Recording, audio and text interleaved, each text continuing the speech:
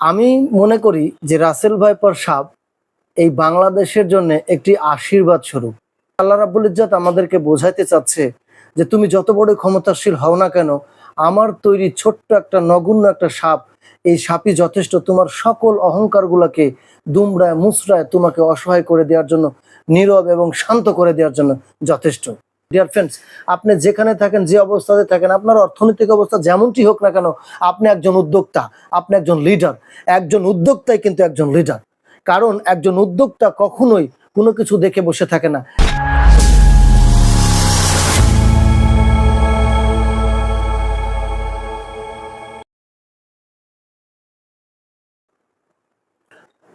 আসসালামু আলাইকুম রহমতুল্লাহ।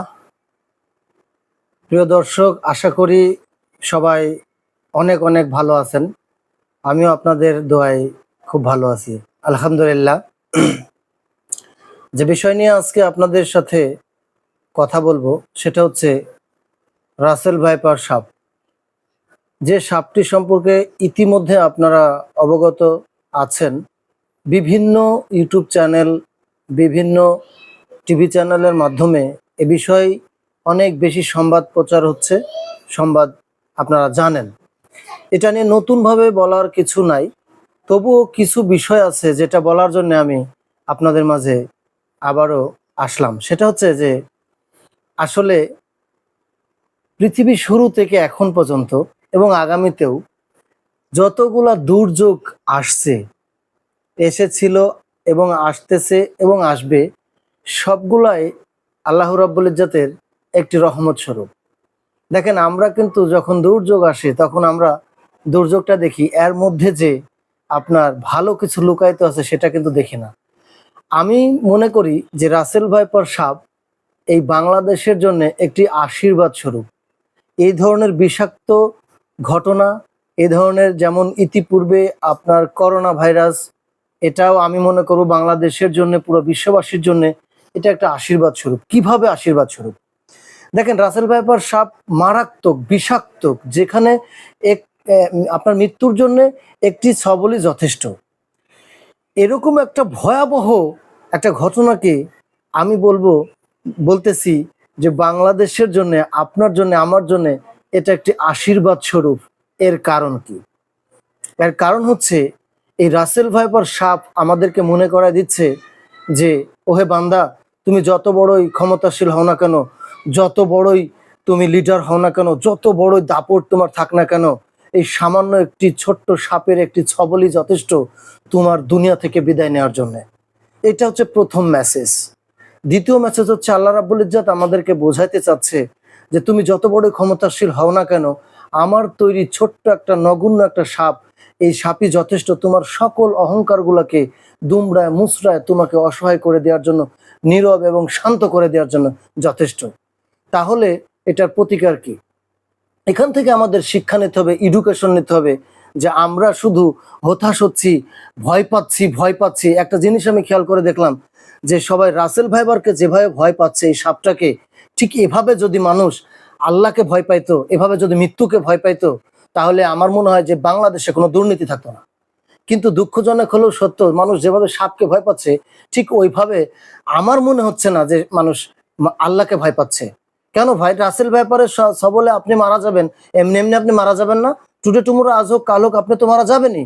তাহলে রাসেল ভাইপার কেন? কেন ভাই? কুলিম সাপে কামড় দিলে মারা যাবেন না? ভেমটি সাপে কামড় দিলে মারা যাবেন না? আরে ভাই, একটা টিকটিকির কামড়ে একটা মানুষ মারা যেতে পারে।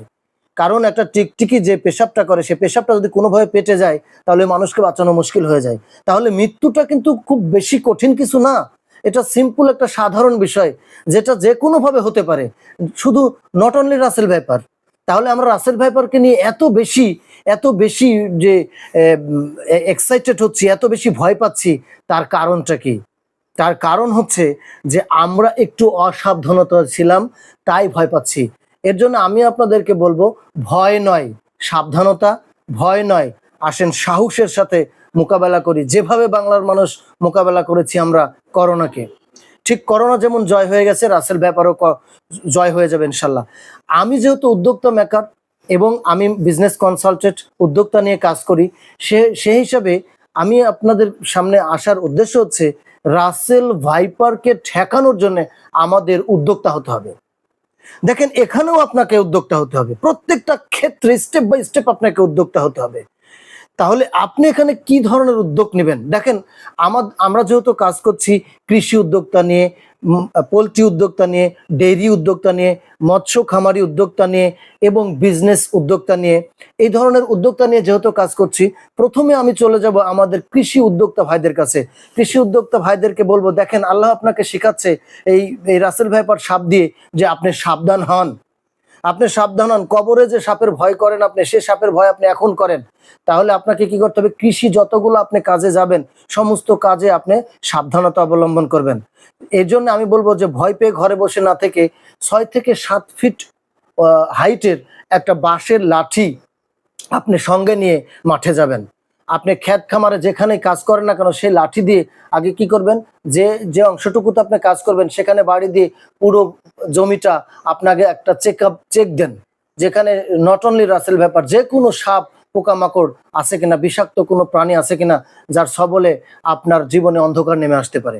তাহলে আপনার জন্য টিপস হচ্ছে, কৃষি উদ্যোক্তা ভাইদের জন্য টিপস, আপনি 6 থেকে 7 ফিট লম্বা একটি বাঁশের লাঠি নিয়ে আপনি যেখানে কাজে যাবেন সেখানে আগে বাড়ি দিয়ে সব চেক আপ করে নিয়ে এরপরে আপনি কাজ করবেন, এবং আপনি 15-20 মিনিট পর পর উঠে ঘুরে ঘুরে চেক আপ দিবেন আর কাজটা করবেন। এটা কৃষি ভাইদের জন্য। এবার আসি মৎস্য ভাইদের জন্য। মৎস্য ভাইরা কি উদ্যোগ নেবেন? আপনাকেও আল্লাহ শিখাইতে চাচ্ছে, আপনারা সকাল একেবারে ভোর 5টার সময় পুকুরে মাছ মারতে নামেন। আমরা জানি যে কৃষি যারা মৎস্য কাজ করে, যখন মাছ আপনার কি করবে, মাছ ধরবে, ঢাকায় পাঠাবে, বিভিন্ন জেলায় পাঠাবে, তখন কিন্তু ভোর 5টা, রাত 3টার সময় আমার ভাইয়েরা মাছ নামতে পুকুরে নেমে যায়। তাহলে এখানে কি করতে হবে আপনাকে? এখন আপনি ভোর 3টায়, ভোর 5টায় নামবেন না, প্রয়োজনে একটু বেলা হোক, অথবা দরকার হলে আপনি কি করেন, আজকে বিকেলে মাছটা ধরে রাখেন, রাত্রিতে মাছটা রাখেন, রাত্রিতে মাছটা ঢাকা চলে যাক, রাত্রে কাজটা করেন না। ভাই, সবার আগে জীবন, আপনাকে আগে বাঁচতে হবে, সুস্থ থাকতে হবে, তারপরে না অর্থনৈতিক চিন্তা। তাহলে আপনি কি করেন, এই পুকুরেও যখনই আপনি নামেন না কেন, সাইডে যে জঙ্গলগুলো থাকে, আপনারা 10 জন 15 জন অনেক বড় বড় লাঠি নিয়ে আপনারা কি করেন, চেক আপ দিয়ে বাড়ি দিয়ে আগে পুরো পুকুরের ধারগুলো আপনারা পরিষ্কার করেন। পরিষ্কার করার পরে যেদিনকে মাছ মারতে যাবেন সেদিনকে আবার 10-12 জন মিলে পুরো ধারটা চেক আপ দিয়ে, কিছু মানুষ চেক আপ দিবেন, কিছু মানুষ মাছ ধরবেন। এইভাবে আপনারা কাজটা করবেন। এবার আসি আমাদের ডেইরি উদ্যোক্তা যারা আছেন, তাদের দেখা যাচ্ছে বড় বড় গরু থাকে। এই গরুর আশেপাশে যেখানে আমরা ফার্ম আছে, গরুর যেখানে ফার্ম আছে সেখানে সাধারণত নোংরা হতেই পারে, গরুর মলটা আছে, খাবারটা আছে, গরু তো বুঝে না, সে নোংরা করে রাখে। তাহলে সেটা কি করেন, আপনি একেবারে একদম ক্লিন রাখেন, পরিষ্কার রাখেন। আপনার যেখানে খামার আছে সেই খামারের আশেপাশে 3 থেকে 4 ফিট ধরে যত জঙ্গল, যত ময়লা আবর্জনা আছে সবগুলা কেটে পরিষ্কার রাখেন, এবং প্রতিদিন আপনি একটা করে চেক আপ দেন। কারণ ওই সাপ আপনার গরুকেও যদি দংশন করে তাহলে আপনি কিন্তু অর্থনৈতিকভাবে ভেঙে পড়বেন, অনেক ক্ষতি হয়ে যাবে আপনার।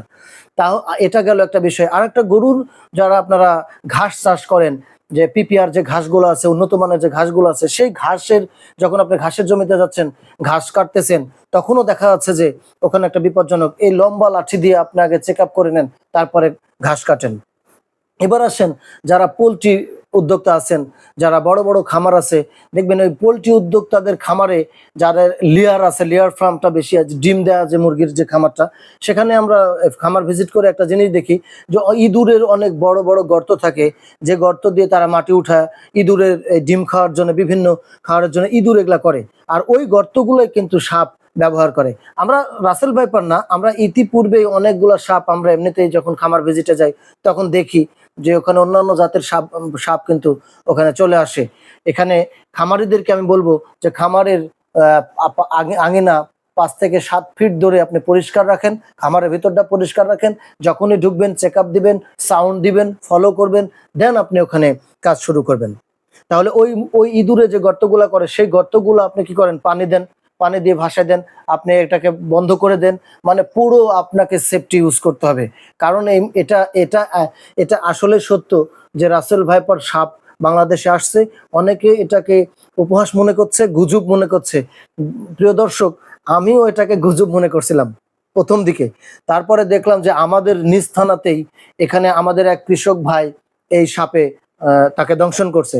তো সে কি করছে, এই সাপটা নিয়ে কোনো ওজার কাছে কোনো কবিরাজের কাছে না গিয়ে ডাইরেক্ট সাপটাকে সে মারছে।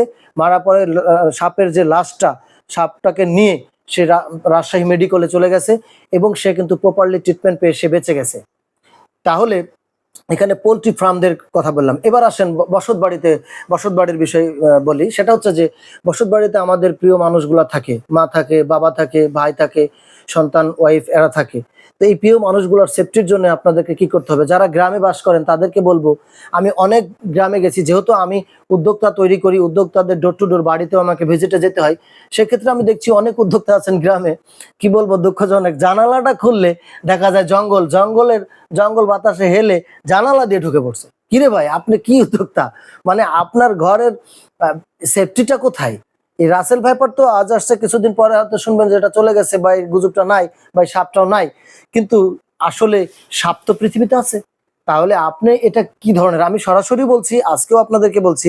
তো সেই ভাইদেরকে আমি বলবো, যারা গ্রামে বাস করেন, বেসিক্যালি যারা গ্রামে আমরা থাকি, তাদেরকে বলবো যে বাড়ির আঙিনায় হয়তোবা হতে পারে যে আপনার বৃষ্টির পানি, অর্থাৎ আপনার বাড়ির যে সাইজের পানিটা যেখানে পড়ে, সেখান থেকে হয়তো 1 ফিট পর্যন্ত আপনার জমি। এখন আপনি মনে মনে করছেন যে আমার জমি পর্যন্ত আমি পরিষ্কার হবো না, এটা যারই জমি হোক 3-4 ফিট, আপনি ভাইকেই বলেন যে ভাই আপনার এইগুলো আমি পরিষ্কার করে দিই, দেখবেন উনি আরো খুশি হয়ে যাবে। তাহলে আপনি পুরো আঙিনাটা পরিষ্কার করে রাখবেন, ওটাও আপনি মাঝে মাঝে চেক আপ দিবেন। এবং আপনি রাত্রিতে যখন ঘুমাইতে যাবেন, তখন আপনার খাটের নিচ বা চোখের নিচ বা যেখানে ঘুমান, সে নিচটা আপনি একটু চেক আপ করবেন, আশেপাশে চেক আপ করবেন, বাড়ি দিবেন।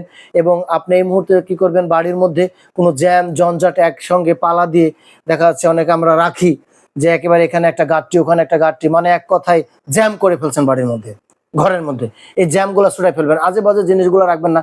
এতে করে মশা উপদ্রব কমে যাবে, ইঁদুরের উপদ্রব কমে যাবে, তেলাপোকার উপদ্রব কমে যাবে, টিকটিকির উপদ্রব কমে যাবে। তাহলে দেখেন, আমি এই জন্যই বলতেছি, এই কাজগুলো কিন্তু অলরেডি অনেকে করছে, কিন্তু আমার যারা উদ্যোক্তা আছে, আমার সাথে যারা সরাসরি কথা বলতে সুযোগ পায় না, যারা চ্যানেলের মাধ্যমে আমাকে দেখে, তাদেরকে আমি পরামর্শ দিচ্ছি যে আপনারা আরো বেশি সাবধানতা অবলম্বন করেন। এবং আপনাদেরকে আরো একটা পরামর্শ দিব, সেটা হচ্ছে আমরা যারা নামাজ পড়ি না, আমরা যারা ইবাদত মুখী না, স্রষ্টাকে পাওয়ার উদ্যোক্তা আমরা যারা নিনি, আমরা তাদেরকে বলবো যে দেখেন ভাই, মৃত্যু কখন কার হয়ে যায় শুধু রাসেল ভাইপারের জন্য যে হবে তা কিন্তু না, যে কোনো সময় আমরা মারা যেতে পারি। এর জন্য আমি বলবো যে ভাই, আপনি নামাজ ধরেন, ফজরের নামাজ পড়েন, আসরের নামাজ পড়েন, জোহরের নামাজ পড়েন, এভাবে 5 ওয়াক্ত নামাজটা আপনি পড়েন, মনটা ফ্রেশ রাখেন। একটু চিন্তা করেন যে রাসেল ভাইপার এই পৃথিবীতে আসছে বা বাংলাদেশে আসছে, কি শিক্ষা দিতে চাচ্ছে। আসলে আল্লাহর তরফ থেকে কিন্তু প্রতিটা জিনিস আবির্ভূত হয়, সে শয়তান হোক আর ভালো হোক। তাহলে এখানে আল্লাহ আপনাকে শেখায়, আল্লাহ আপনাকে আরো কাছে পেতে চাচ্ছে। আল্লাহ চাচ্ছে আপনি যেন আল্লাহকে বেশি বেশি স্মরণ করেন, তাকে যেন বেশি বেশি আপনি ভালোবাসেন, খুব কাছাকাছি যান। আল্লাহকে ভালোবাসতে হবে। তাহলে আল্লাহ রাব্বুল ইজ্জাতকে স্মরণ করে সাবধানতার সাথে এভাবে যদি আমরা দৈনন্দিন জীবনটা পরিচালনা করতে পারি, তাহলে ইনশাল্লাহ রাসেল ভাইপার না, পৃথিবীতে কোনো ধরনেরই আপনার সাপ বা জীবাণু আমাদেরকে আক্রমণ করবে না। আর এটাও সত্য যে বেশিরভাগ আমলদার ব্যক্তিদেরকে কিন্তু এই জাতীয় পশু বা এই জাতীয় প্রাণীরা আঘাত কিন্তু একটু কমই হানে। এর জন্য আমি আপনাদেরকে বলবো, আসেন সবাই মিলে উদ্যোগ নিই, যেন আমরা আমাদের নিজেদের বাড়ির আঙিনা পরিষ্কার রাখি, প্রতিবেশীদেরকে আমরা এ বিষয়ে উৎসাহ দিই। এবং আমরা কন্টিনিউ মাথায় একটা জিনিস সেট আপ রাখবো। একটা জিনিস আমি আবারও আপনাদেরকে বলতেছি, এই বাংলাদেশটা কিন্তু বাঁচিয়েই রাখছে উদ্যোক্তারা, এই পৃথিবীটাকে বাঁচিয়ে রাখছে উদ্যোক্তারা, এই পৃথিবীটাকে দিন দিন ডে বাই ডে সুন্দর থেকে সুন্দর, আধুনিক থেকে আধুনিক করেই তুলছে কিন্তু উদ্যোক্তারা। এমন কোনো বিষয় নাই, এমন কোনো একটা প্রোডাক্ট নাই, এমন কোনো একটা সাবজেক্ট নাই, যে সাবজেক্টের উপরে পিছনে ইতিহাস আপনি খুঁজলে একজন শক্তিশালী উদ্যোক্তা খুঁজে পাবেন না। এর জন্য আমি আপনাদেরকে বলবো, ডিয়ার ফ্রেন্ডস, আপনি যেখানে থাকেন, যে অবস্থাতে থাকেন, আপনার অর্থনৈতিক অবস্থা যেমনটি হোক না কেন, আপনি একজন উদ্যোক্তা, আপনি একজন লিডার। একজন উদ্যোক্তাই কিন্তু একজন লিডার। কারণ একজন উদ্যোক্তা কখনোই কোনো কিছু দেখে বসে থাকে না। 10 জন মানুষ গ্যাঞ্জাম শুরু করছে এক জায়গায়, কিন্তু সেই হচ্ছে উদ্যোক্তা যে গ্যাঞ্জাম থামাইতে পারে, সে হচ্ছে লিডার যে গ্যাঞ্জাম থামাইতে পারে, সবার চেয়ে ভিন্নভাবে চিন্তা করে। সো ডিয়ার ফ্রেন্ডস, আমি বলবো যে রাসেল ভাইপারকে ভয় নয়, আল্লাহকে ভয় পান এবং এইভাবে প্রতিরোধ গড়ে তোলেন। এবং রাসেল ভাইপারকে আমি বাংলাদেশের আশীর্বাদ স্বরূপ এ কারণে বলবো যে এই রাসেল ভাইপার আমাদেরকে শিক্ষা দিতে আসছে আমরা সৃষ্টিকর্তার প্রতি আনুগত্যশীল হই, ইবাদতমুখী হই এবং আমরা সাবধানতা অবলম্বন করি, আঙিনা পরিষ্কার রাখি, সব কিছুতে যেন আমাদের একটা সাবধানতা এবং অ্যাক্টিভিটিস পারফরমেন্স যেন সবসময় স্ট্রংলি থাকে। এই শিক্ষাটাই রাসেল ভাইপার আমাদেরকে দিতে আসছে। আর এই শিক্ষাটা আমরা কাজে লাগিয়ে আমরা দুর্যোগের মধ্যে সুযোগ সৃষ্টি করব এবং প্রত্যেকে সফল হব, প্রত্যেকে স্ট্রংলি উদ্যোক্তা হব, প্রত্যেকের সুস্বাস্থ্য এবং দীর্ঘায়ু কামনা করে আজকের মতো বিদায় নিচ্ছি। সবাই ভালো থাকবেন। আল্লাহ হাফেজ। আসসালামু আলাইকুম ওয়া রাহমাতুল্লাহ ওয়া বারাকাতুহু।